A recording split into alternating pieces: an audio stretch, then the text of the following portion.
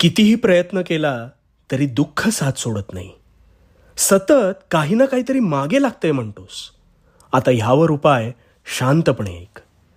मुळात दुःख हे तुझ्यावर आलेलं संकट जरी असलं तरी ती तुझ्या मानसिकतेची आणि सहनशीलतेची कसोटी आहे.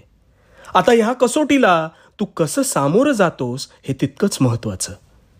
ज्याच्या आयुष्यात ही संकट जास्त वाटायला येतात ते त्याची कुवत पाहून येत असतात.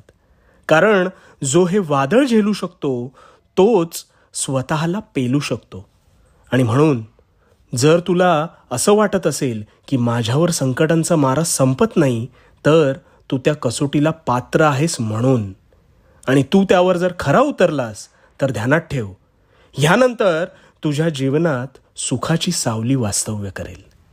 याचं उत्तम उदाहरण म्हणजे हिरा हा टाकीचे अनेक घाव सोसून मगच तयार होत